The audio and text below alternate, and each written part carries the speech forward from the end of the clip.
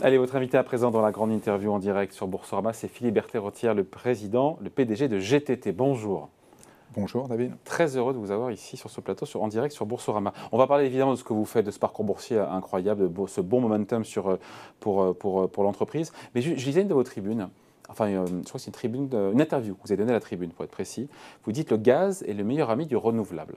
Il se trouve que j'avais cet échange à retrouver samedi à 19 h sur Public Sénat, dans une très bonne émission qui s'appelle Pourvu que ça dure, consacrée aux éoliennes. On a le patron de Neoen, Xavier Barbaro, qui vient d'ailleurs souvent nous voir aussi ici sur Boursorama, et qui me disait non, le meilleur ami du renouvelable, c'est l'hydroélectrique.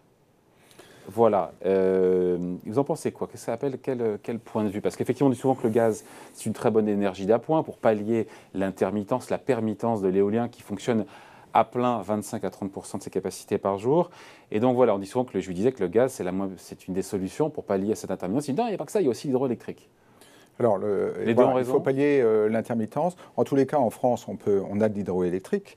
Je rappelle qu'en France, en 1950, les énergies fossiles 1960, n'apportaient que 50% du mix électrique. Le reste était apporté par l'hydroélectrique. Ouais. Les barrages. Voilà. Donc, on a de l'hydroélectrique, donc on peut imaginer quelque chose. C'est un peu compliqué quand même. On stocke. Sur les barrages de montagne, vous pouvez le faire. Sur les barrages fluviaux, ça marche beaucoup moins bien. Vous n'allez pas stocker le fleuve. Donc, vous arrêtez, vous n'allez pas stocker l'eau qui coule dans le fleuve. Donc, par exemple, sur les barrages du Rhône, ce n'est pas le cas. Vous ne pouvez pas l'utiliser pour le renouvelable. En Allemagne, si on veut regarder à l'échelle européenne, en Allemagne, il y a beaucoup moins de ressources hydroélectriques et il y a beaucoup plus de renouvelables, beaucoup plus d'éoliennes, et donc vous ne pouvez pas utiliser l'hydroélectrique.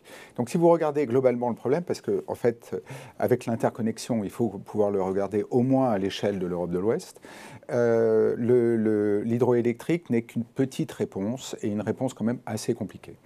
Pour vous, la meilleure des réponses, c'est le gaz? Alors, l'une des réponses, comme backup, on appelle ça, c'est une énergie d'appoint Une énergie d'appoint, vous pouvez démarrer une centrale au gaz extrêmement facilement. Et donc, vous pouvez répondre à cette intermittence. Mais il y en a d'autres. Vous avez par exemple l'hydrogène.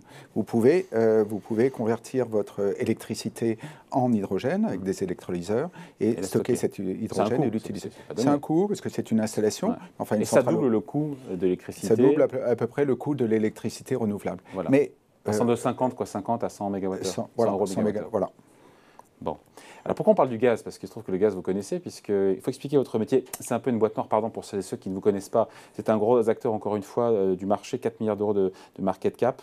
Comment est-ce qu'on explique? C'est écrit sur Internet, je vais aller voir, spécialiste des systèmes qui permettent de stocker, transporter du gaz, du GNL, donc sous forme liquéfiée, en toute sécurité. Donc en gros, vous produisez quoi? Est-ce que vous produisez, vous concevez, c'est de l'ingénierie?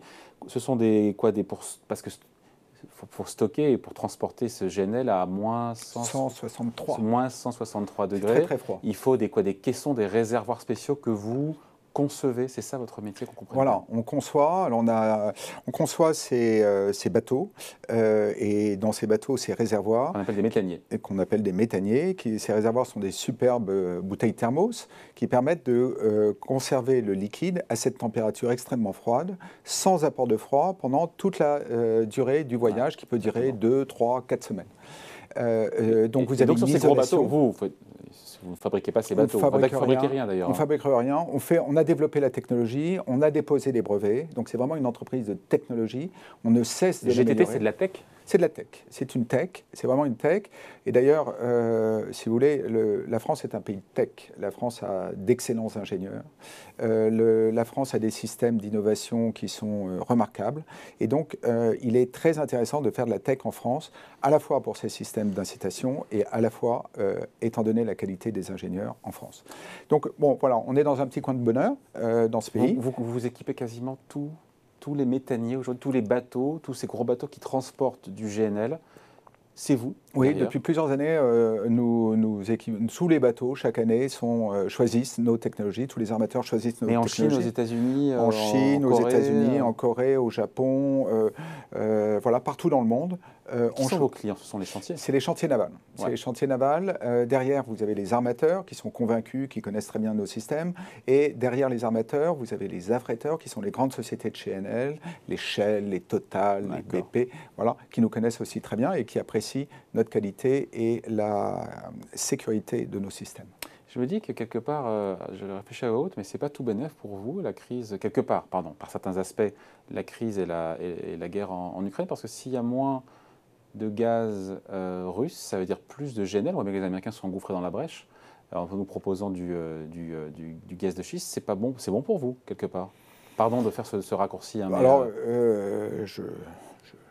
si le GNL monte en puissance, c'est bon pour vous. Mais enfin, en tous les cas, il est certain qu'un gazoduc, ça rend le client prisonnier de son fournisseur, tout comme ça rend d'ailleurs le fournisseur prisonnier de son client.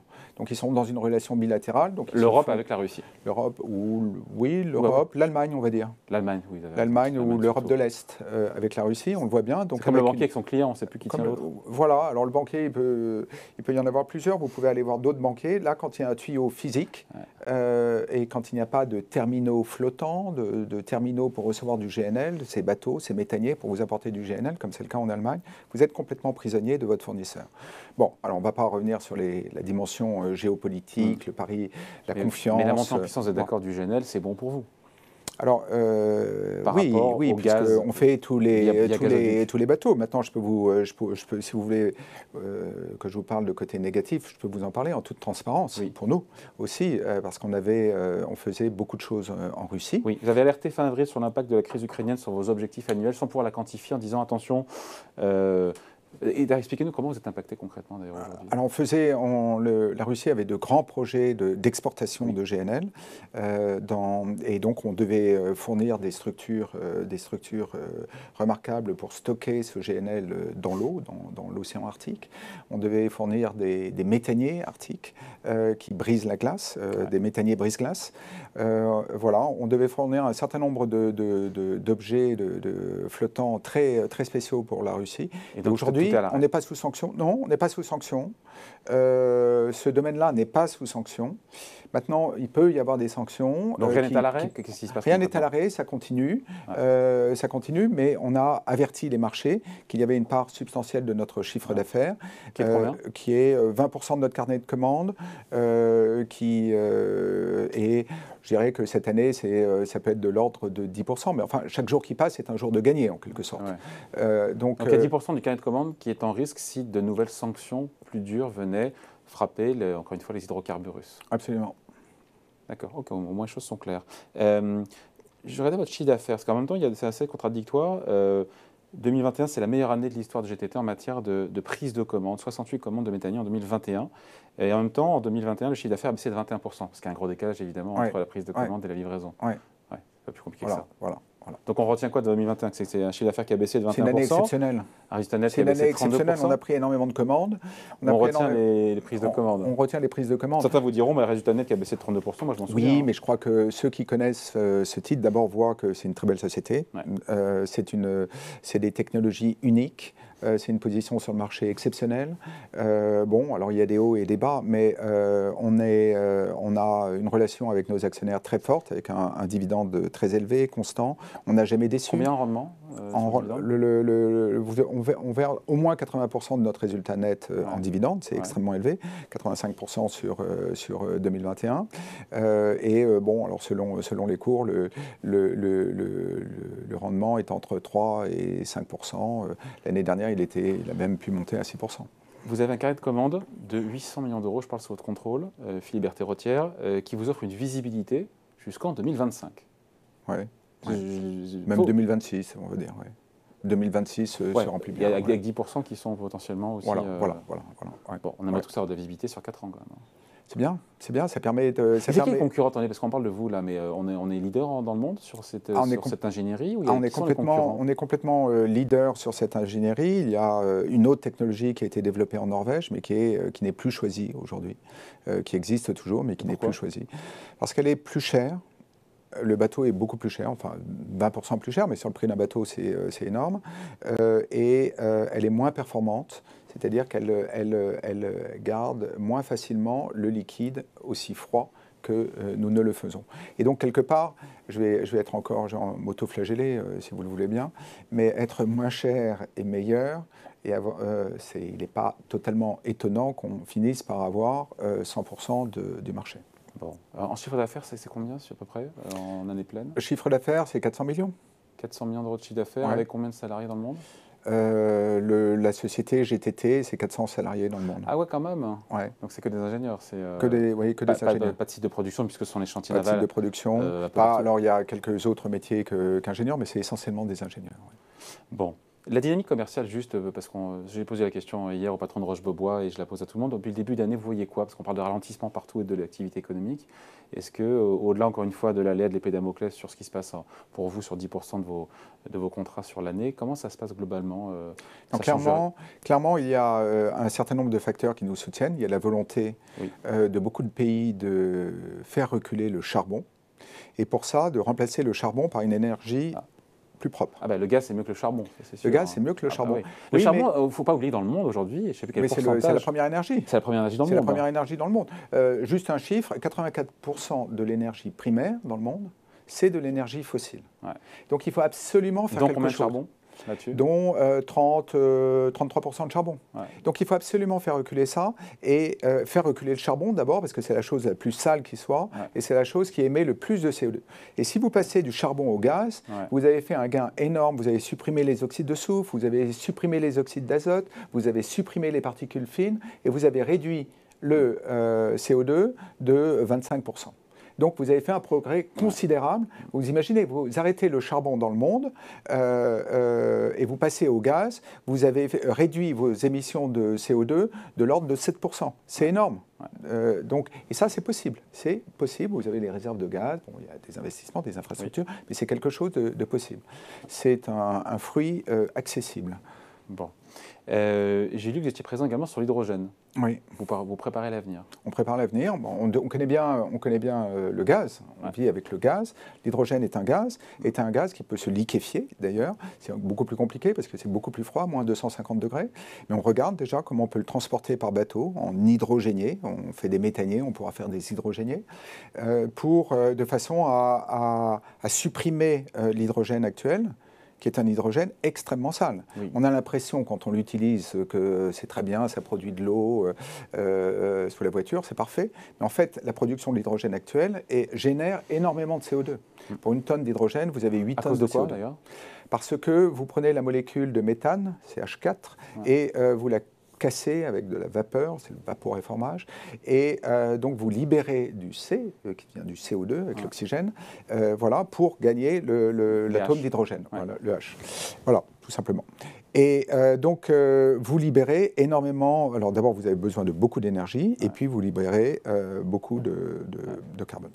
Cette énergie, si elle est verte, déjà c'est mieux. Si cette énergie est verte, il faut qu'elle... le C du H. Oui, si elle est verte, par exemple, vous pourriez, mais il faut que vous capturez le C. Il faut que vous trouviez cette énergie verte. Voilà. Bon, voilà. Et d'ailleurs, un navire vert, ça ressemblerait à quoi? Un navire vert, c'est un navire un peu plus vert. Enfin, c'est déjà aujourd'hui, si vous voulez faire un navire qui réduit fortement ses émissions. C'est pas le cas aujourd'hui. Si vous passez votre navire du pétrole, des fuels actuellement utilisés au GNL, c'est un navire beaucoup plus propre. Ouais. Voilà, donc ça, c'est des chiffres, juste quelques chiffres. Vous réduisez de 25% ces émissions. Aujourd'hui, quasiment tous les grands tankers fonctionnent au pétrole, non? Oui, fonctionnent au pétrole, c'est pour ça qu'il faut qu'ils passent au GNL. D'accord. Et pour vous, le business est immense. Oui, le business est important.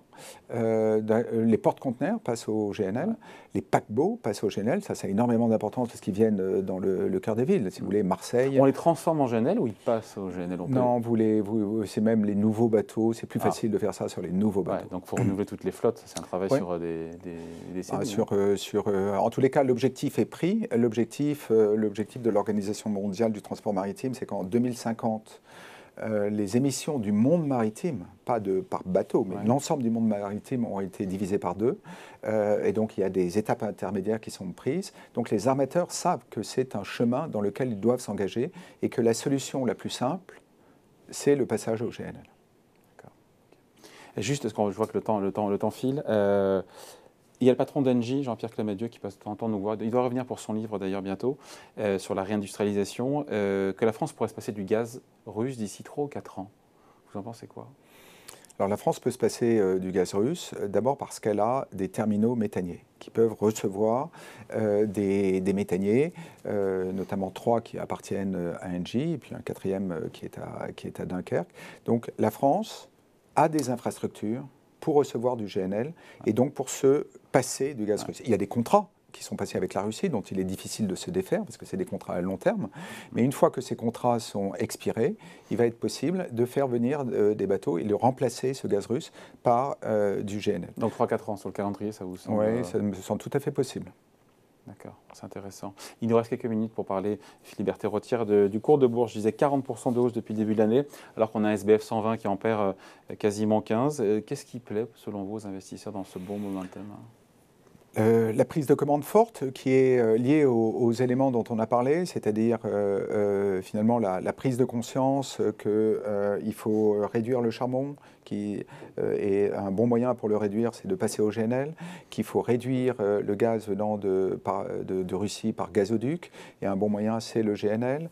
La prise de conscience que plus on développe les renouvelables et plus il faut une énergie pour pallier leur intermittence, et qui peut être entre autres le gaz. Bref, l'ensemble de ces éléments sont des facteurs de soutien de la demande de méthaniers qui sont extrêmement forts. Et ça se voit dans le flot de commandes que nous recevons, puisqu'il n'y a pas une semaine qui se passe depuis un an sans que nous n'annoncions une ou plusieurs commandes. Avec 230% de hausse du titre sur 5 ans. En total return, oui. Ouais. Ce sera difficile de la reproduire sur les 5 prochaines années, ou on peut rêver? Non, moi je crois que, enfin je ne vais pas vous dire qu'on va le faire, mais si vous voulez, je crois qu'on est une vraie tech qui, avec un potentiel de technologique très fort, qu'on applique à l'hydrogène, qu'on applique au digital, qu'on applique au GNL. On a 20% de nos budgets, plus de 20% qui sont dédiés à l'innovation. Donc c'est vraiment une machine à sortir de bonnes idées dans les thèmes qui sont très porteurs actuellement, dans les thèmes de la transition énergétique. Des solutions technologiques de pointe pour la transition énergétique. Et je pense qu'on verra ce qu'on fait dans les 5 prochaines années, mais je ne suis pas sûr que forcément on travaille pour exactement cet objectif-là. On travaille pour apporter des solutions qui sont extrêmement pertinentes. Et je pense que ces solutions très pertinentes, elles vont trouver leur marché commercial, et qu'en trouvant leur marché commercial, elles convaincront les marchés boursiers. Bon, après il y a ce PER, j'ai regardé 34, vous êtes valorisé comme une tech, effectivement, là pour le coup. Hein. C'est pas tout à fait, enfin voilà, c'est pas normal. Oui, une forme de cohérence. C'est QFD. Je disais qu'on finit là-dessus, Engie, qui est actionnaire historique de GTT, est sorti au fur et à mesure, enfin encore réduit sa participation en capital. Ils étaient à 40%, on est en passe de descendre sous les 12, c'est ça ? Alors, ils sont à 21%, dont 10% dédiés au remboursement d'une obligation échangeable en 2024. Ah, d'accord. Ouais. Voilà. Donc en 2024, potentiellement, ils seraient à 11%. Pourquoi Engie quitte le navire, pardon pour la boutade, mais pourquoi Non, Engie a été un actionnaire merveilleux. Engie, Gaz de France, GDF Suez a été un actionnaire merveilleux qui est entré au mi-temps des années 60. Bon, donc quand ces sociétés étaient des start-up, les ont aidés, les ont accompagnés, y compris pendant de longues périodes de vaches maigres. Et puis aujourd'hui, Engie veut absolument se développer massivement dans les renouvelables, a besoin de capitaux importants parce que c'est une activité très capitalistique. Donc il se retire, mais tout ça se fait en bon ordre, en bonne intelligence et en sans bonne que ça entente. pénalise le cours, d'ailleurs. Sans que ça ne pénalise le cours. Bien au contraire. À suivre. Merci de passer nous voir. Philippe Berthet-Rotière, donc le président, le PDG de GTT. Merci d'avoir été avec nous sur Boursorama. Merci beaucoup, David.